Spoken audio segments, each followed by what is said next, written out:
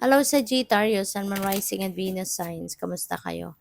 Sana po'y nasa mabuti kayong kalagayan. Welcome back po sa Star Tarot. At kung bago kayo rito, welcome din po kayo. Please subscribe, like, share my videos, and leave me a comment kung nakaresonate po kayo. Thank you. So, first card ninyo, we have the Nine of Wands. Ayan. So, si Nine of Wands, parang ano to um, an energy na nag-i-invite sa inyo to continue to persevere. Okay? Huwag kayong susuko, huwag kayong give up. Okay? Kasi kumbaga, nandoon na kayo sa puntong malapit na kayo sa inyong success. Nandun ka na sa puntong malapit ka na sa iyong tagumpay, 'di ba? Kaya hindi ang pagsuko, hindi yung pag-give up yung tamang gawin dito, okay? Kasi sayang ng mga effort, sayang ng sayang ng lahat, 'di ba? Sayang ng lahat na binuhos mo na dito sa sitwasyon na 'to if you are just going to give up, if you are just going to, surrender, 'di ba? So, 'yun. Kaya kailangan na ano ka, maging kailangan na mag-persevere ka, kailangan na you just stay in the course. Okay? You just stay in the course. You just stay in ang tawag dito, you just stay in the course at lumaban sa buhay, 'di ba? Magpatuloy kasi sometimes natural 'yun sa mga natural 'yun sa mga sitwasyon natin sa buhay. May mga pagkakataon na parang napapagod na tayo, gusto na nating sumuko. Pero in this case, 'wag mo nang sukuan ito. Kasi sayang ng lahat na binuhos mo na time, effort, energy, resources, at saka yung ano mo, yung um, sayang ng pagkakataon na kumbaga ano ka na nandoon ka na sa puntong ang lapit mo ng makamit yung tagumpay mo. Kasi Nine of Wands na 'to, eh. Yung ano nito, yung sunod na step na pupuntahan mo, sunod na level is the Ten of Wands, which is nandoon na dapat yung finish line mo. So sayang, 'di ba? Ang lapit-lapit mo na. Parang konting kembot na lang, konting tiyaga na lang, konting tiis na lang, makakamit mo na yung success mo. Kaya 'wag mong sukuan ito. Kung pagod ka na, magpahinga ka lang, 'di ba? Magpahinga ka muna. Take a step back from that, pero 'wag mong iiwanan ng tuluyan kasi ang daming sayang. So, we also have the Knight of Swords. Ayan. So, merong mga pagbabago no, na mangyayari dito. There are so many changes na pwedeng mangyari dito. Maaari kasi no, na maraming opportunity din ang dadating sa iyo. Maraming opportunity yung lalapit sa iyo sa ngayon. Kaya this is the perfect time, 'di ba? Para mag ano ka lang, stay in the course lang, 'di ba?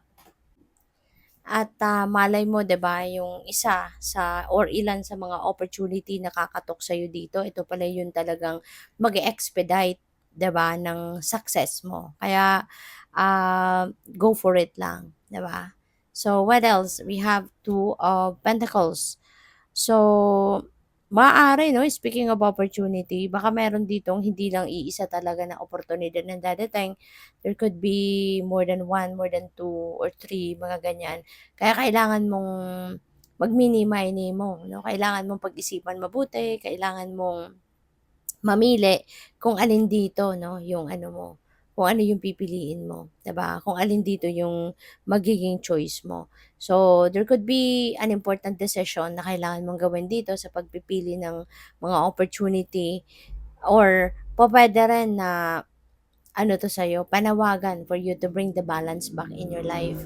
Kasi maaari din na marami kang pinagkakaabalahan, marami kang inaasikaso, 'di ba? And maybe you need to figure out no what are the things that you need to prioritize, 'di ba? Para hindi kayong aligaga, 'di ba? Kasi hindi naman siguro lahat ng ginagawa mo talagang kailangang matapos mo all at the same time, hindi ba? So for sure meron diyan na kailangan mo din na ilagay na lang muna sa back burner kasi hindi naman masyadong importante. So, kung ano yung mga pinaka importante 'di ba? Yun ang nasa taas, 'no, ng inyong priority list. So, you really need to manage, your priorities para alam mo kung ano yung dapat na unahin, ano yung konting oras lang ang kailangan, 'di ba, or konting konting panahon lang ang kailangan from you, yung gano'n, 'no? So, maraming salamat, 'no, for subscribing, and if you haven't subscribed yet, subscribe na kayo. And also maraming salamat din for not skipping the ads, malaking bagay po 'yan sa akin. And also please click the join button sa baba ng video kung gusto po ninyo na mag-join kayo sa membership. So, yung next message ninyo, work through your fears, okay, Sagittarius, kasi maaaring isa din ito sa nagho-hold back sa'yo to continue, 'di ba? Kaya siguro din kayo parang feeling ninyo parang gi-give up na kasi baka ang iba sa inyo inabot ng kaba, inabot ng takot, 'di ba? So, work through your fears kasi walang mapupuntahan. You're not going anywhere kung matatakot ka. 'Di ba? Kasi yung takot ano 'yan, eh, parang isang malaking barrier, isang malaking wall 'no, na tumatayo in between, us and success, 'di ba? Between us and our happiness, between us and, yung kaginhawaan natin sa buhay, 'di ba? Kaya you really need to work through your fears in order for you to continue 'no, sa path na magtatagumpay ka. Otherwise kasi kahit anong ganda ng plano mo, kahit anong ganda ng iniisip mo, 'di ba? Mga dreams mo, mga ganyan.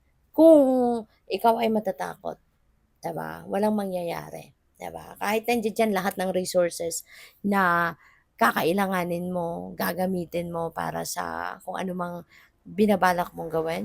But kung matatakot ka, masasayang din 'yun kasi magho-hold back ka, eh, dahil sa takot. Kaya you really need to work through your fears kasi maaring ito 'yung magiging sagabal, ito 'yung magiging obstacle mo para tuluyan ka ng umasenso, tuluyan ka ng gumanda ang buhay, 'di ba? Kasi kung kung patuloy mong aalagaan yung takot, 'di ba, sa puso mo, sa isip mo, talagang, ano 'yan, eh, 'yan ang parang masisira ang diskarte mo sa buhay dito, 'no. Kaya sana 'wag mong hayaan ano na, mabalot ka ng takot, okay. So, what else? We have surrender to the divine, yan. So, imbes na i-feel mo, 'di ba, ang takot, i-surrender mo na lang 'yan sa universe. Surrender it to the divine, okay. Kasi, ah, walang ano, eh, walang imposible sa divine universe, walang imposible sa Panginoon, 'di ba? Kung yung takot na 'yan, kung ano mang bagay ang kinakatakutan mo, i-offer mo na lang 'yan sa divine universe and allow God to help you, 'di ba, na maging magaan ang pakiramdam mo, malinawan ang inyong isipan, maging malakas yung loob mo, yung gano'n. Instead na maano ka, malunod ka sa fear na 'yan, 'di ba? So, surrender everything, including your fears, including your dreams, including your heart's desires. Surrender them to the universe, okay? So, what else? We have your dreams need a practical plan. Alright? Yung mga pangarap mo, it will remain to be a pangarap if you're not going to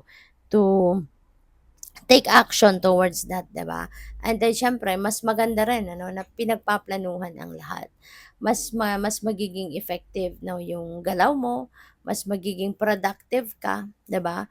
Yung efforts na gagawin mo, mas magiging productive ka if you are going to have a practical plan para para na ma-carry out kung ano man itong mga bagay na ito na na gusto mong ma-achieve sa buhay, 'di ba?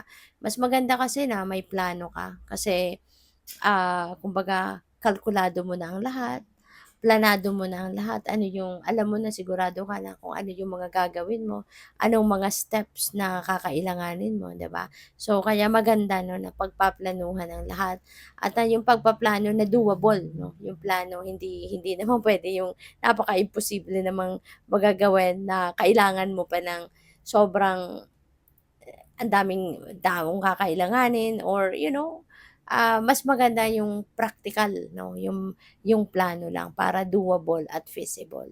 So, good luck. Thank you for watching Love and Light. Namaste.